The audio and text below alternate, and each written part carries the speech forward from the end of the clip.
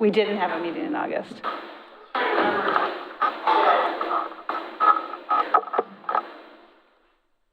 Yes, it's October 22nd. Oh, not the. All right, evening, call meeting to the planning, or sorry, the historic board, Tuesday, September 24th. Put your mic on. And the mic. Turn your mic on. Sorry, let's start over. We are calling the meeting of the Historic Review Board for Tuesday, September 24th, open at this time. Could you please take roll? Board Member Edgar? Here. Board Member Green? Here. Board Member Lawrence is absent. Vice Chair Powell? Here. Thank you. All right, we have some meeting minutes, 3 meeting minutes for 11/24/15, 9/26 of 23, and 11/28 of 23. If there are no changes or if anybody has any questions, if not, we open for a motion. Any questions? No. Okay, I'll make a motion to approve the minutes for those 3 meetings. I second. Okay, we have a motion and second. Call the vote. Board Member Edgar? Yes. Board Member Green? Aye. Vice Chair Powell? Aye. Okay, that passed. Public comments. Any public comments that we know about online or here? No, apparently not. All right, moving on. Public hearing. Would you like me to read the? No. No, okay. Good evening. We had a public hearing item tonight for HR 24-00010. The applicant is not here, so I'm recommending a motion to continue to the October 22nd meeting. Okay. Do we have a motion to continue to the October, dates are October 22nd? Move to continue. Okay. Yeah, I'll move to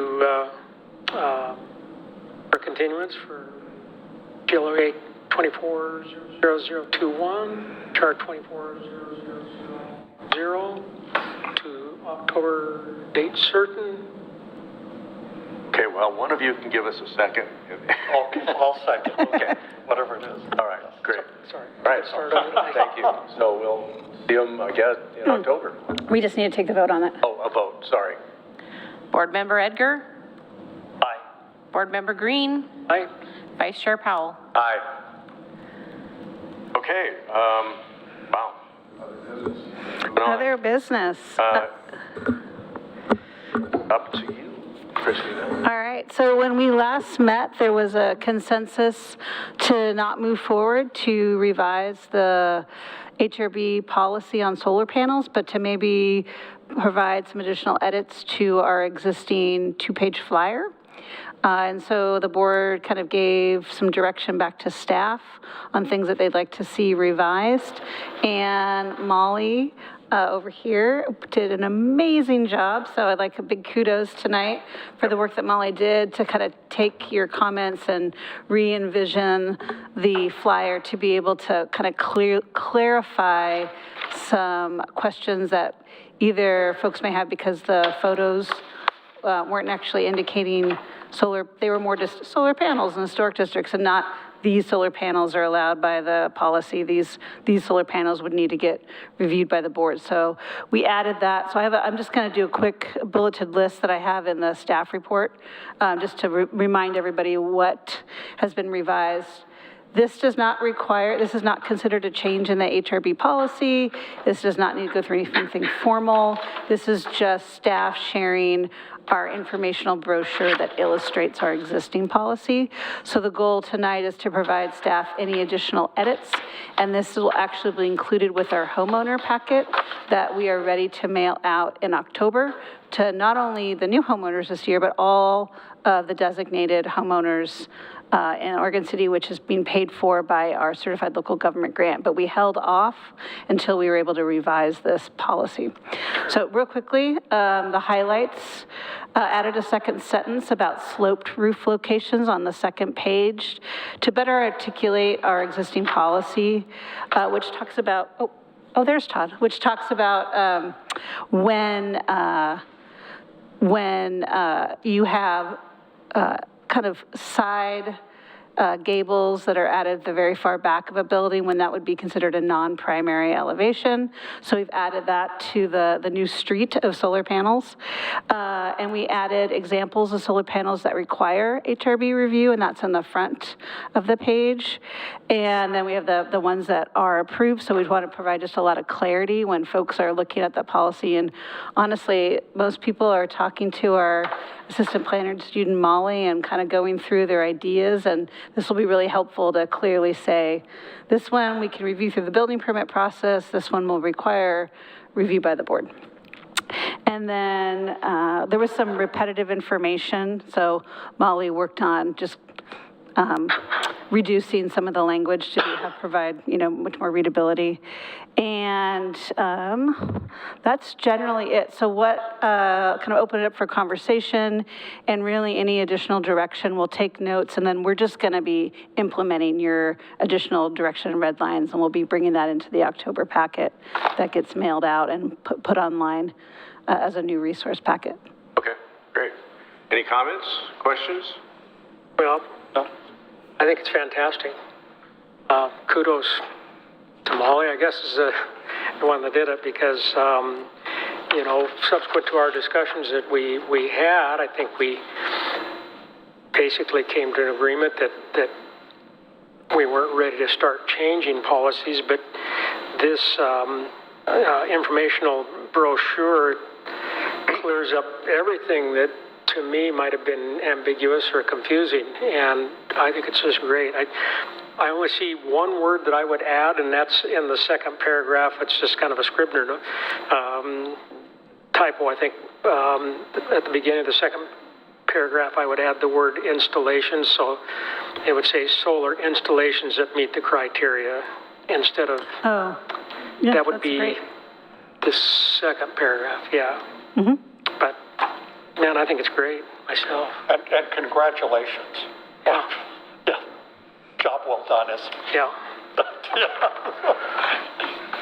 Well, I echo those. I mean, it really, truly, when I saw this, is exactly what I had in mind when we talked about it, for someone to be able to look at it and determine whether they need to go forward or want to go forward or how to go forward. And I also think it makes it clear what staff can do, and so there won't be a lot of questions. I think it looks really well done. So thank you. You did a good job. Thank the team. Yep. Very good. Okay. So do we need anything for this? We're just accepting? No, I think what I'm hearing is kind of formal direction with that small change, to make that, we'll upload that onto our website, and then we'll integrate that into the upcoming packet. Great. That's great news. Looks great. Thank you. Okay. We go back. Yeah. Todd, hi. Oh, all right. Well, did we not have it online? Well, there's always a Zoom option, so. Oh, okay. Yeah, so we continued it, but we can uncontinue it. So I think just looking, the board can reopen the hearing tonight, and we can start anew. Do we need a motion to reopen? Probably, yeah. Yeah, I would say so. So Todd's here, we're gonna reopen that, which one? It is. It's the public hearing, GLUA 24. Okay. So I need a motion to do that, All right, please. move that we reopen GUL 24. And I second. Okay, we have a motion and a second. Vote? Call the vote. Board Member Edgar? Aye. Board Member Green? Aye. Vice Chair Powell? Aye. Okay, let me read my information here. We will now commence the public hearing on agenda item GLUA 24-21 and HR 24-10, Barlow Corridor Adjustment, address 13663 Holcomb Boulevard. The criteria for approval of a land use action are contained in Chapter 17 of the Oregon City Municipal Code. The proposed development must comply with applicable provisions contained in the City of Oregon City Comprehensive Plan. Generally, unless otherwise noted, if a request is found to be consistent with the municipal code, it is considered consistent with the comprehensive plan. If you wish to participate in this hearing, including challenges for bias or conflict of interest, you must complete the sign-in form located on the table in front of the room and deliver it to staff. Please do so immediately. The chair will only recognize those who have submitted completed forms. Testimony will be taken in the following order: applicant, testimony in favor, testimony in opposition, and rebuttal by the applicant. When recognized by the chair, please come forward to the podium, give your name, address, and make your statement. All testimony, arguments, and evidence presented regarding this request must be directed toward the applicable criteria or other criteria in the plan or land use regulation which the person believes to apply to this decision. Please address only the applicable criteria for the decision. Please do not repeat your testimony. If you wish, you may choose merely to agree with the previous speaker's statements. An issue which may be the basis for an appeal to the Land Use Board of Appeals shall be raised not later than the close of the record at or following the final evidentiary hearing. Such issues shall be raised and accompanied by statements or evidence sufficient to afford the Commission and the parties an adequate opportunity to respond to each issue. Failure to raise an issue accompanied by statements of evidence or evidence sufficient to afford the decision makers and the parties an opportunity to respond to that issue precludes appeal to the Land Use Board of Appeals based on that issue. Failure of persons to participate in the public hearing, either orally or in writing, precludes that person's right to appeal to the City Council or LUBA. Written testimony submitted prior to the hearing constitutes participation in the hearing. Failure of the applicant to raise constitutional or other issues related to proposed conditions of approval with sufficient specificity to allow the decision maker to respond to the issue precludes an action for damages in circuit court. Prior to the conclusion of the initial evidentiary hearing, any participant may request an opportunity to present additional evidence, arguments, or testimony regarding the application.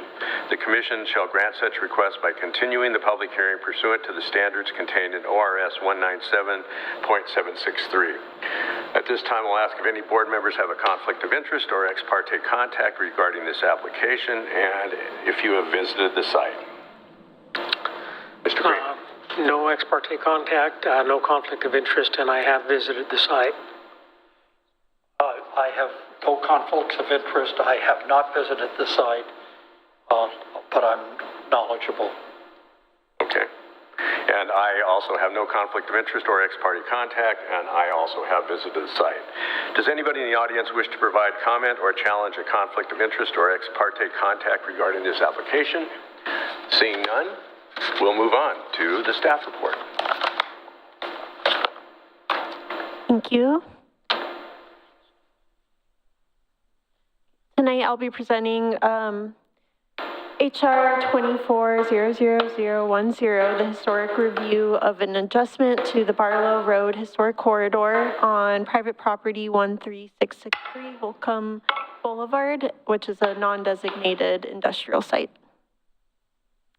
To give a quick overview of the application and the Barlow corridor in general, the Oregon Trail Barlow Road Historic Corridor, which I'll refer to as the Barlow Corridor, is a 30-foot minimum visual corridor that follows the historic Barlow Road route of the Oregon Trail. The center line of the corridor can be found on applicable county tax maps, and is based on the Clackamas County's 1992 Barlow Road Inventory Project. In general, no new buildings or signs are permitted in the visual corridor. We do permit landscaping, paving, streets, driveways, and fencing that complies with all other standards and those will typically be permitted. Small deviations from the adopted road line have previously been reviewed through a Type 3 Historic Review Board public hearing. And similarly with this proposal, the applicant has proposed an adjustment to the center line of the corridor of 15 feet to allow an addition to an existing industrial building or buildings. The staff has provided a condition requiring off-site mitigation of a mutually agreed upon location. At a mutually agreed upon location, if the board wishes to require it, this would be an interpretive sign for the corridor. And if the board does not want to require mitigation, the board can choose to remove that condition from the decision. So an overview of the site, we're looking at 13663 Holcomb Boulevard. This is within the mixed-use downtown zoning district and is within the Park Place Neighborhood Association. The subject parcel is 1.57 acre and the campus for the site is 1.82 acre. Based off the RGIS, the historic corridor and center line is located as shown on this orange overlay. The overlay is wider than 30 feet. It's showing about 100 feet compared to the 30 feet that's required. But this also shows a photo from the sidewalk right-of-way there, looking at the rough center line of the corridor. Here we have a map of the property showing contours, elevation contours and steep slopes being shown in the dark pink and the light pink showing a slope buffer on the property. There are steep slopes that surround this property to the south and to the east where it abuts Highway 213 and the properties to the south. This is also generally the location of that visual corridor, so I'm just showing on the ground what that corridor looks like currently. So facing towards the slope to the south in an existing parking lot, that's one view of the corridor there. Similarly, on the left, we have a photo between the buildings. That's where an addition is proposed, and the meaning, the reason for this request for the adjustment. So that's showing where the addition will go, and on the right we have a photo showing the rear of the existing building where it butts against the Highway 213 right-of-way. This is the adopted map from the 1993 Barlow Trail Corridor map, which was part of the 92 Clackamas County Barlow Corridor study. And so just zooming in on that, we can see where that center line is supposed to cross the property, or crosses the property. That we use the tax maps, the applicable tax maps to show the center line of the corridor. These tax map, the wagon wheels on the tax maps are based off that previous center line here, and is transposed onto those tax maps, and that is what we generally use as the center line for these applications. The applicable standards for this application or for the visual corridor in general is within the historic corridor, a minimum of 30 feet wide open visual corridor shall be maintained and shall follow the actual route of the Oregon Trail if known, and if not known, shall connect with the open visual corridors on adjacent properties. And no new buildings or sign construction shall be permitted within the open visual corridors. As noted, we do allow certain other types of development, such as landscaping and driveways. Getting to the actual adjustment, this shows the existing visual corridor as mapped per the center line on the tax map. As you can see, an existing building is situated right on within the visual corridor. To the left or to the north of the existing building within the corridor, is the proposed addition. You can see a small portion of that addition would go in the existing corridor, which is part of the reason for this request today. The proposed adjustment would adjust the center line of the corridor 15 feet to the south generally, and would move all of the new building addition outside of the new visual corridor. As you can see, the center line of the existing corridor is now the northern, well, it looks to be the left, but the northern line of the new proposed visual corridor. For your reference, these are the building elevations for the proposed addition, which would be reviewed under a separate site plan and design review application. And to note where the nearby Oregon Trail signage is located, there is a Barlow Road sign just across the street near where Holcomb meets with Redland there. And right to the west of that is also just the original, or not original, but an older Oregon Trail sign on the left there. And the property is shown as outlined, so these are across the street there. So staff's recommendations for approval considers additional factors that that the visual corridor is retained generally on the property, and that the abutting neighbor to the south of this property should not be adversely affected based off steep slopes that are abutting the existing corridor and on that property. And we also consider that the construction of Highway 213 has greatly altered the last section of the Barlow corridor generally, and therefore the actual route may not be where it is mapped currently. Staff has provided, again, we've provided an additional condition requiring off-site mitigation if you'd like to require that. And if not, you can choose to remove that condition as part of the motion.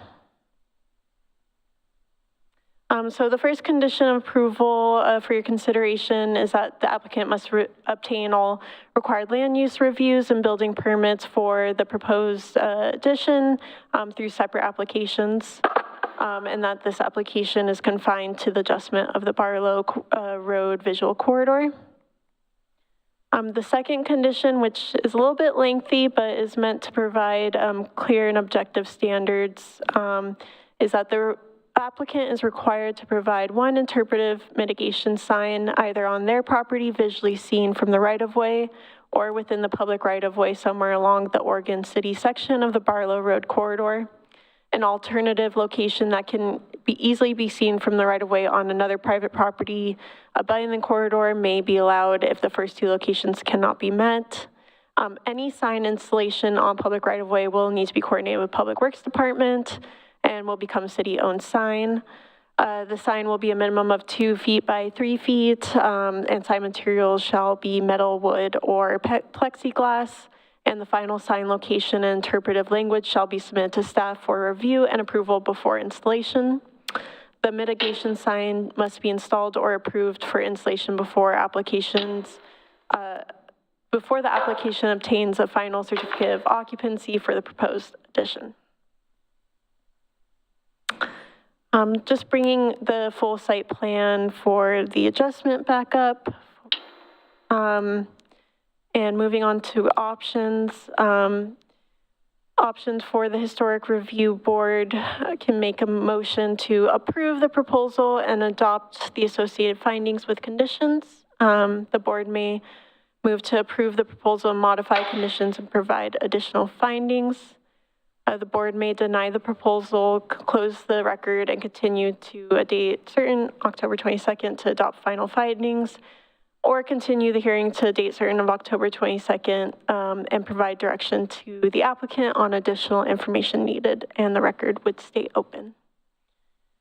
Okay, thank you. Questions? Do we have questions of staff? Either of you?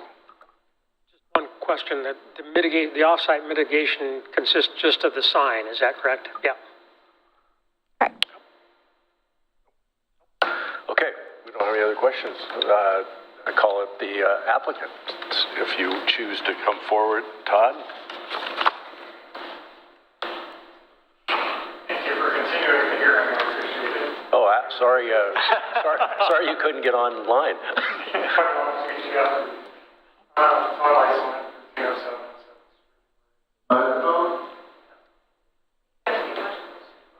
Punch the, is it on? Oh, okay. Todd Iceland, 1307 7th Street, Oregon City. We've proposed this relocation on paper in order to construct this addition between the two buildings that is only 20 feet. It doesn't even comply with the 30-foot width. And it's also, the existing building is primarily within that right-of-way or that easement. This portion of the trail varied greatly over time, and the plotted path through this area, I was on the Historic Review Board at the county at the time that this was adopted and met with Dr. Beckham about a dozen times. There was a lot of consideration given as to whether or not we should even include this last section below Eagle Creek because the trail diverged in so many different directions at that point. And very few of the immigrants actually made it to Abernathy Green. Most of them went farther south or north. So I have no problem in asking to modify this since we don't really know where this portion of the trail went.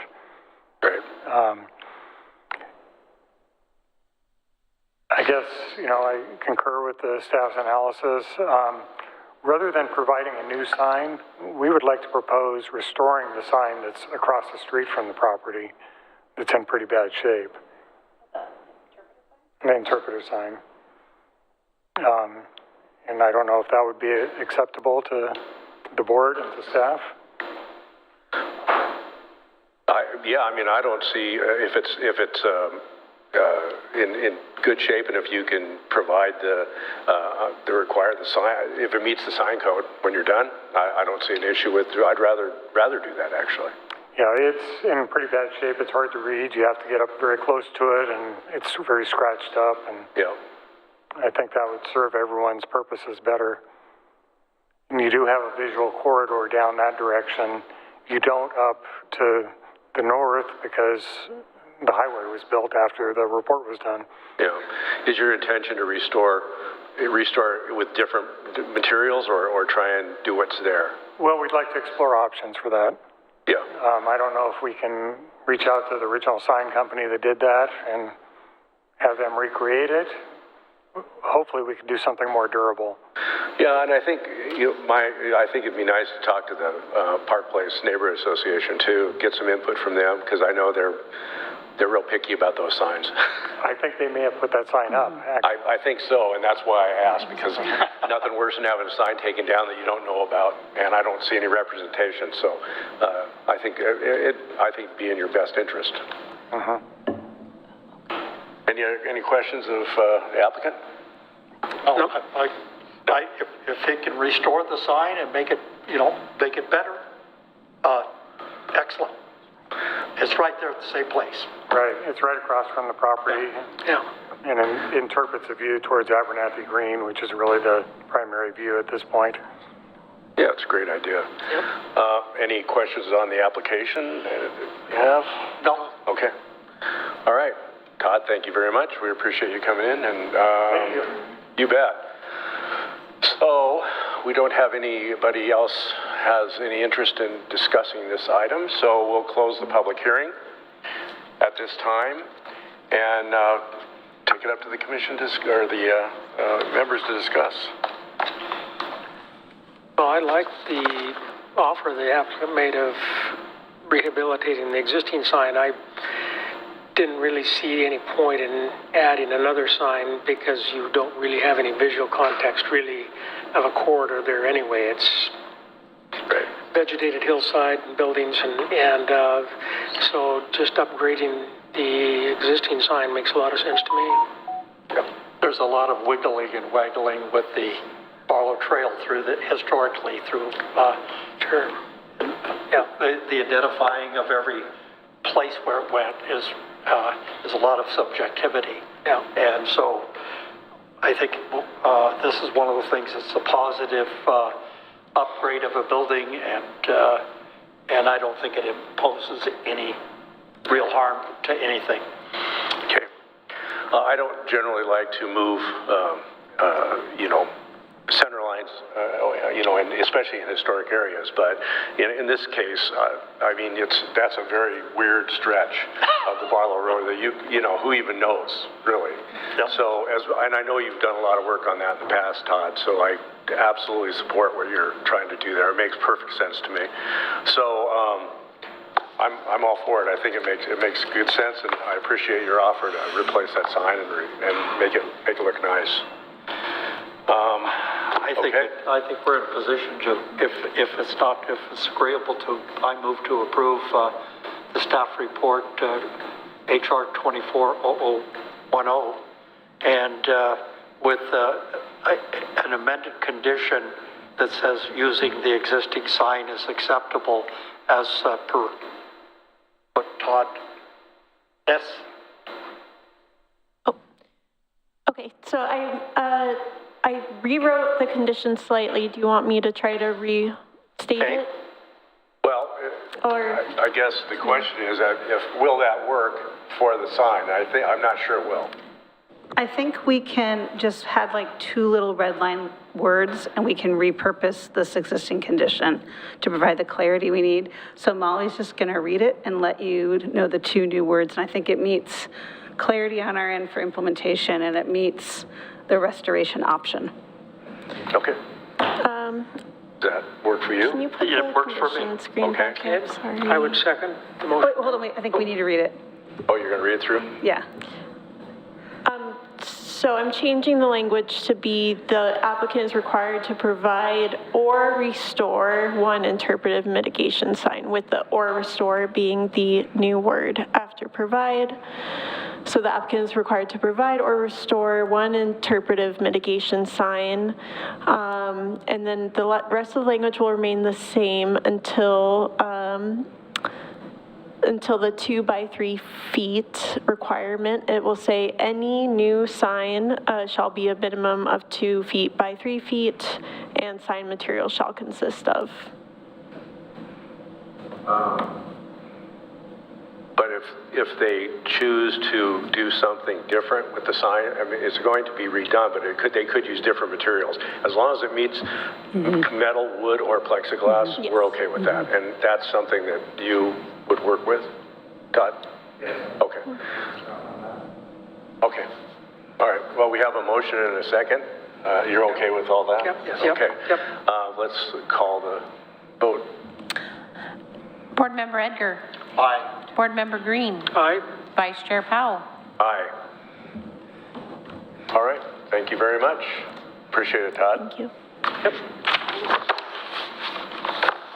All right. And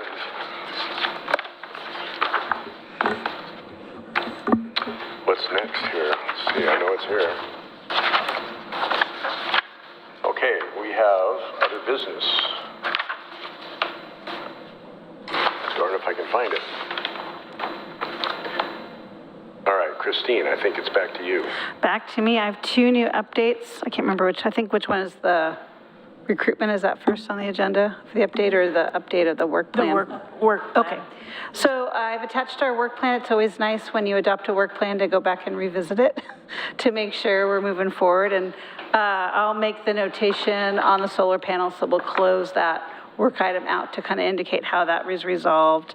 And then really the next 2 big projects that we'll be working on this fall and winter and spring are going to be the compatible change project, which looks at potentially revising the definition of new construction, as well as a template for condition of approvals when the board approves new construction and provides more clarity in what you're looking for windows. So I have reached out and I'm starting conversations with consultants, and hopefully by the next time we meet, or November, we'll be able to kind of start that compatible change process. My goal is to have the consultant that is hired for compatible change to also take on the window template. Just to remind everybody, with compatible change, it's really a two-part process, a little bit like you worked on with the HRB policies and the middle housing design standards.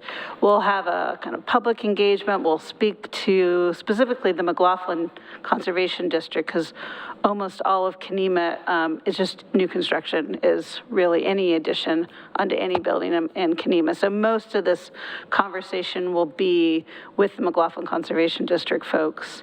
We'll be having opportunities for surveys. We'll be having a public outreach section. At some point through this collaborative process over the months, a agreed upon kind of approach to a revision to the definition of new construction will be agreed upon, will be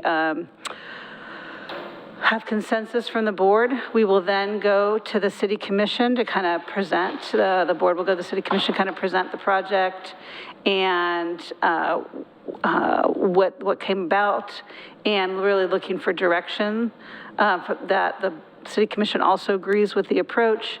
And then with that, we would move forward for a legislative file to actually change the definition in the 1704 section of our municipal code. And that would be a notice legislative hearing for that code change. So think of step one is with the consultant and the public outreach and working through the issues of how we can better understand what the right trigger is for new construction review. Is it bulk? Is it mass? Is it height? Is it porches? Is it what happens post-approval? All these things that have kind of been talked about. We'll go through the public process, and out will come a proposed policy change, and that would then, second phase, go through a legislative review process. So we're hiring the consultant to help us kind of it's always nice to have an outside voice too, and to have someone that has that expertise, that works with historic projects around the state, understands how best to look at new construction. And sometimes things sound great to bring everything in, and there's unintended consequences. So what's that right-sized approach? So hopefully that'll start soon, within the next couple months. We will probably start actually with outreach to the city commission early, so usually a bookend approach where we're starting, but we'll have more information when we are ready to start with that. And then, let's see, we have the big homeowners packet, so Kay is doing an amazing job getting quotes, and we'll be sending out a nice new packet with the kind of glossy fold-out brochures, a new letter from the mayor, and welcoming everybody and thanking them for being a historic owner. All the copies of the historic review board policies. We have a flyer on the grant program, and that packet will be mailed sometime in mid-October. Okay, great. Mid to late, so I'll just say October. I don't want to provide a specific date, but that's our goal. And then people have the winter to start reading through everything as they start thinking about their spring projects. Does anybody have any questions so far on our work plan? There was a question at the Kenema Neighborhood Association that was brought up this last week, and I didn't want to respond to it, but it was on a porch on a non-contributing house. And historically, it has been my understanding that a porch could be added on as long as it's under 200 square feet. So in this case, if it was like 12 by 16, could that be added onto an existing non-contributing house without a historic review? Currently, no. I believe we see porches as an addition. So in Kenema as National Register, any addition requires board review, but that can be up for conversation. You know, what is the trigger of going into the Historic Review Board and what can be done at a staff level? And really that dividing line of what can be reviewed on a staff level through the building permit and what requires review through the Historic Review Board and noticed hearing. That's a great question, and maybe it is a little bit of Kenema as well. The part of the problem of the way it was articulated was that when it comes to you, you want to have certified property lines to identify the encroachment or how it's positioned. Well, Kenema property lines are difficult and costly for somebody to go out and hire a surveyor or something. So if there was something that could be simplified and where it did not require a survey like that, and it allowed somebody to do something under 200 square feet, some of those things can enhance the neighborhood and the quality of life of people who own homes. And so it's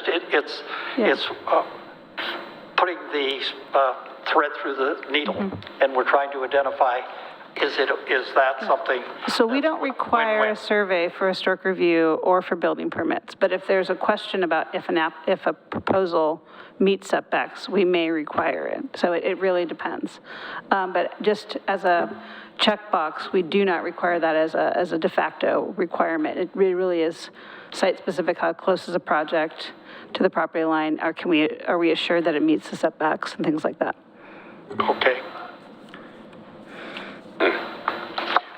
I have a question just on the solar panels before we go away from that. In our last discussion, I think I heard at the end we were talking about we revisit in a year or so. So as you're filling out the work plan, if we could have some note that will remind us that we have to do this again and at least review, because we were trying to get some applications under our belt. Sure. Before we decided, so I just want to make sure that we remembered that. Yeah, that's great. I'll add that in the closeout, as well as next summer you'll be looking at your next 2-year biennium, so it's a perfect time.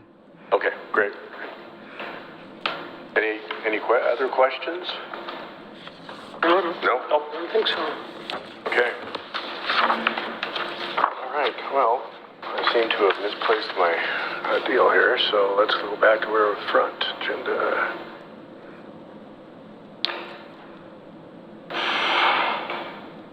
Okay, what else do we have? I don't see anything else. That's right. Yes, our board chair Sabrina is now off with her new life outside of Oregon City, and we have been working diligently to look for someone to fill the position of architect or someone with historic preservation background. We've kind of reached all of our networks. We've asked other board members and folks in the community. And so far we have one person with preservation experience, and I believe they're looking for coordinating their interview with the city commission. So hopefully we'll find out in the next couple weeks if we have a new board member. That's great. More the merrier. Yep. Okay, anything for the good are we done? I think we're there. All right, then we are closing the meeting for this evening. Thank you very much.